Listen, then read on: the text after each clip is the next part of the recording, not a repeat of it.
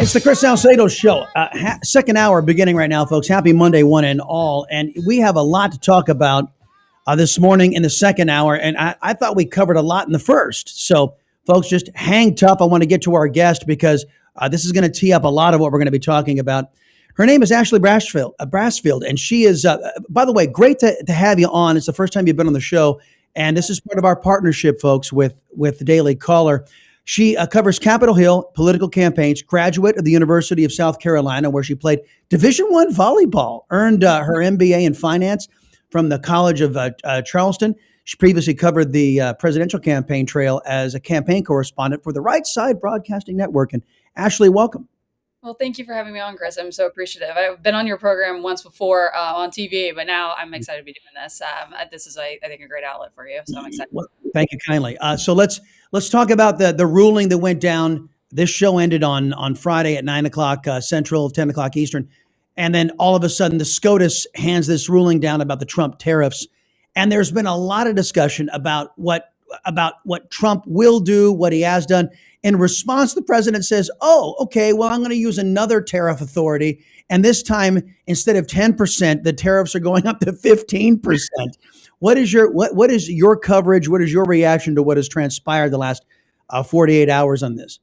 Yeah, well, this was really a surprise to me. I mean, the president kept bringing it up, and I think it was for a reason because they had a feeling that this might happen. The IEPA, of course, was being used in this case with the Supreme Court and when the decision came down. But of course, the decision coming down on a Friday, the week before the State of the Union, was quite timely in everyone's minds, I think. So I don't think this was a surprise to the administration at all. I think they had, plan B, C, and D stacked up right after this to put it into place. And I think it's quite a part of for the president's personality to say, you know what, let's just go higher on this next one. So that was my reaction, I think, in general. And we had a great reporter at the Daily Caller, Caitlin Richardson, on the foundation side, who got the news up quite quickly. So we were ready to go on it.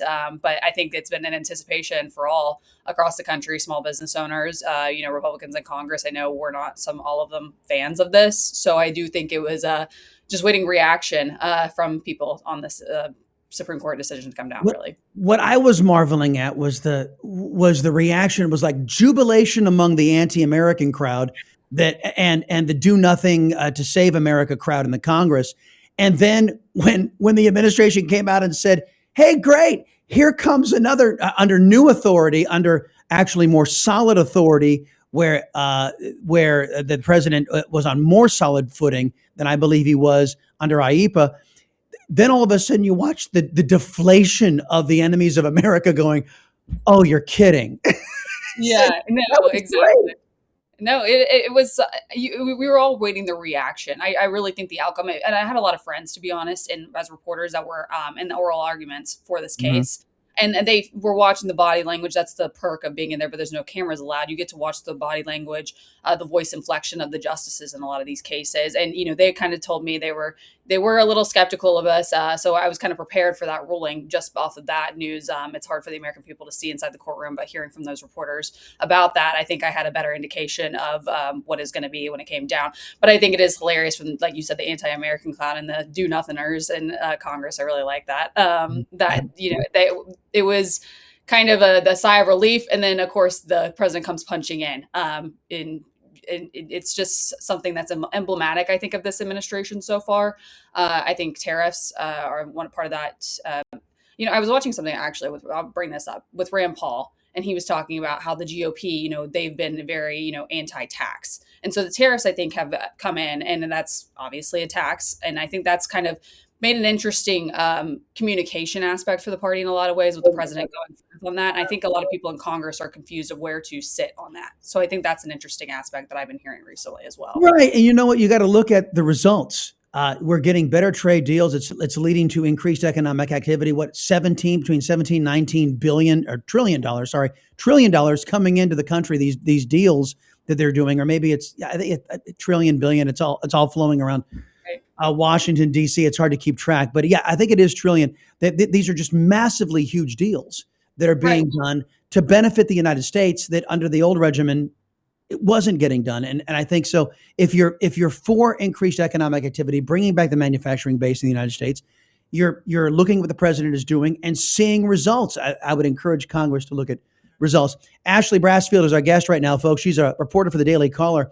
I had the privilege this weekend of speaking at an event about Collin County Republicans, North Texas, one of the most conservative Republican parties in the country.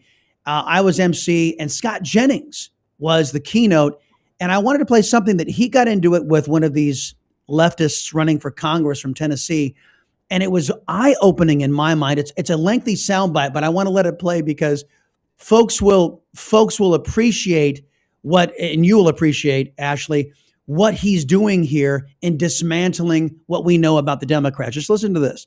Why we have to abolish ICE, we have to abolish the Customs and Border Patrol in the way that they currently exist and replace them with something that actually does the work that we need for them to, which is why we need a Congress that works and that is effective at holding these people in this administration accountable. I'll tell you what the work is not. The work is not killing American citizens. You said the work we in need our them to community. do. I'm interested in your opinion. What is the work that we need them to do? Absolutely. One, the work is not killing American citizens. So what is the work we need them to do? Well, first, let's look at what they don't need to do. They don't need to go into communities like Memphis, Do they need to deport illegal aliens?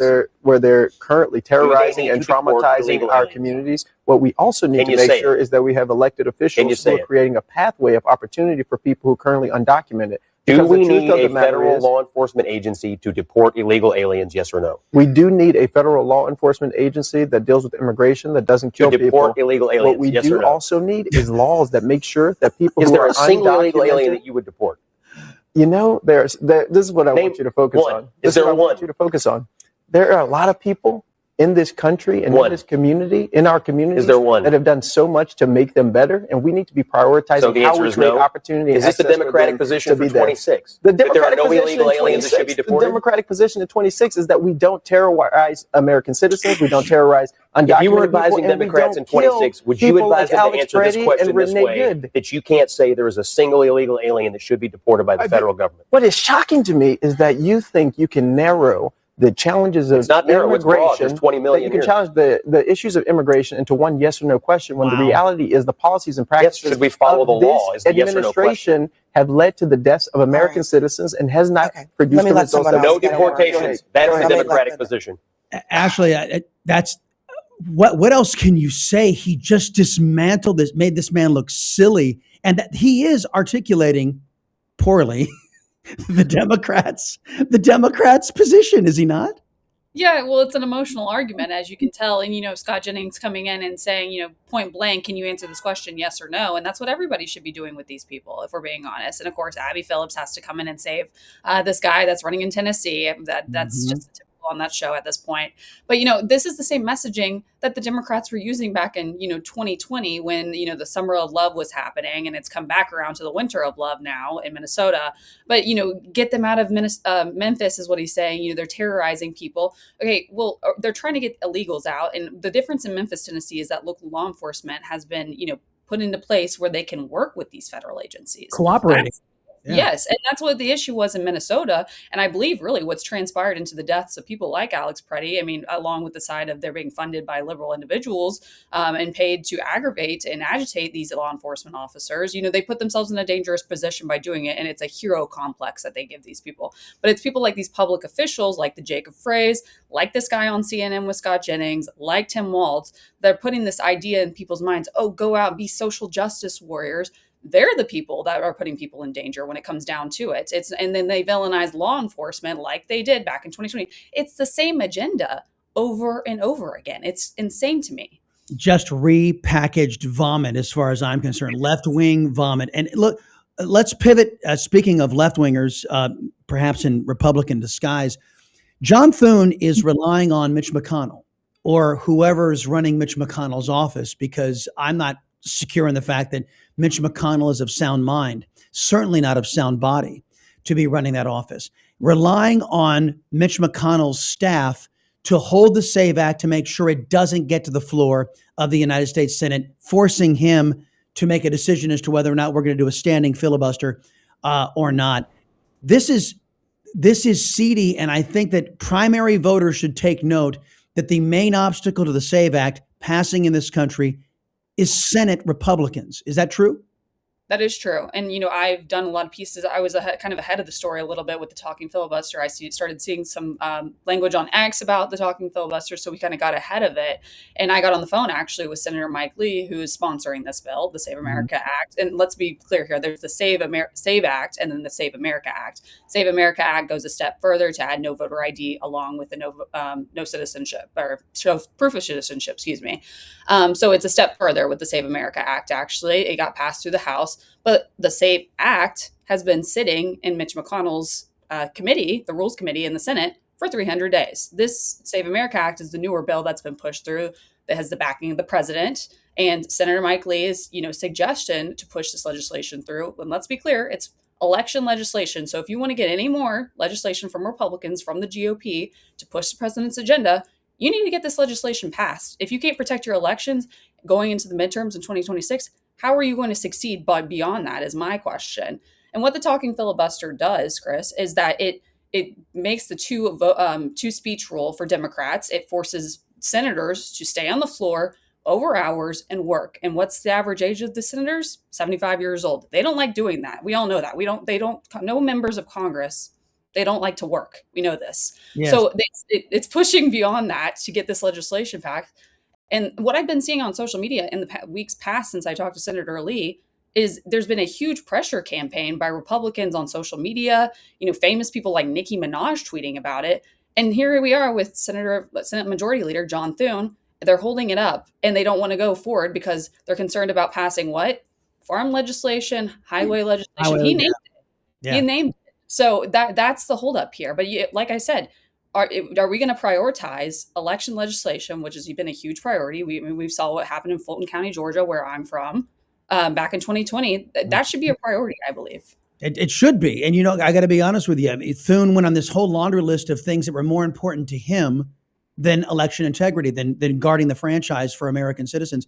And in American citizens' minds, there's nothing more important. That's number one. Number two, as you rightly point out, it turns out the United States Senate has become a nursing home for ineffective politicians who don't want to work and to still collect $174,000 a year for their salary, and then, of course, trade on their name and their legislation to pad their pockets in other ways. So under John Thune, I think I saw this comparison. Under John Thune, he has been the least productive with a Republican Congress and a Republican White House of any leader. I think it's kind of chicken excrement of him to pin this on Mitch McConnell, a man, as we've pointed out, who isn't altogether there, who's leaving the Senate, and to try to pin it on this guy, that the fact that he doesn't want to act. It's kind of cowardly, is it not? Yeah, it feels like a martyrdom a bit of Mitch McConnell at this point. I mean, he's already not running for re-election. There's a tight Senate race happening in Kentucky currently with the GOP primary. So he has really nothing to lose by you being the martyr on this, hill of not pushing this through. And, they're kind of using Democrat language of federalizing elections when all this does is a minimal requirement of no voter ID, which many states actually have already, plus the proof of citizenship and looking at voter rolls, taking off illegals from those, which we all know would drive places like California into a panic, I would say. So they're using kind of these talking points of the federalizing elections when states still have control and run their elections locally and statewide. So, that's, the argument that Democrats have continued to use. You hear the married women argument of how are they going to show their birth certificate. I don't think anybody's going to have issues there, and they'll work them out. And I think Senator Mike Lee kind of has been the one pushing this. On the House side, it's Congressman Chip Roy, and they've gained all the support. And, finally, John Thune signed on to it. But, we're all sitting here waiting of when are they going to do it? And do they want to do the work to do it? Yeah. By the way, Amber had a great response to that. Amber Athey becoming Amber Duke. She said, I just went through all of this. It's not that hard to change your name and to continue to vote. Ashley Brasfield is our guest right now, folks, with the Daily Caller. Last thing this all leads to, and it's exclusive reporting out of the Daily Caller today, a poll in Congressman Tony Gonzalez's district in Texas. And you've got John Cornyn over the weekend showing up to Houston they've got all these chairs stacked up, anticipating the throngs of people who want to support a fake Republican. Nobody shows up. These individuals who are standing for re-election, give me your sense. Do you think that finally the Republican electorate is tired of fake Republicans? I think they are, and you can follow the money there of who's supporting certain people. NRCC being one of them with Tony Gonzalez, I believe they're still pumping money into that race. And the situation with Gonzalez, to lay it out, it's quite a scandal going on there, and that now the public is more aware of it. And we've been doing polls since November on this, posting them exclusively on Daily Caller. And I've been following the story since September when one of Tony Gonzalez staffers was, died, and all of a sudden, and there was a spark of interest. She set herself on fire, allegedly, and was having an affair with the congressman. So now the public's more aware of this.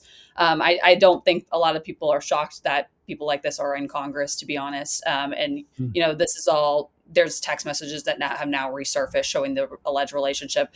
Now the husband of the late staffer is coming out saying that, President Trump needs to unendorse the candidate now. So that race has just become, it's shown that Tony Gonzalez is basically followed out of the lead completely due to that circumstance. I think people need to keep a close eye just everywhere in Texas personally. Yeah, and it's huge. And you brought up the funding, and I think it's noteworthy. The NRSC, the Senate Election Committee, has spent $70 million to defeat conservatives in the Republican primary to protect John Cornyn. $70 million that will not go to help the Republicans beat the Democrats in the fall. And that's their priority. They want to defeat conservatives more than they want to defeat Democrats. And I think these establishment Republicans are going to pay a heavy price for that mindset. Well, I want to ask you, Chris, President Trump's come out with those three candidates, Wesley Hunt, John Cornyn, and Ken Paxton, and said, he's not endorsing yet. So I think it's very interesting with that funding. I mean, you're in Texas yourself.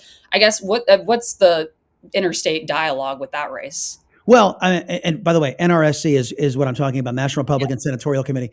The race, if you're looking at the polling, if it was held today, you would probably have a runoff between Senator Cornyn and Attorney General Ken Paxton, because Paxton has the grassroots conservative vote locked up.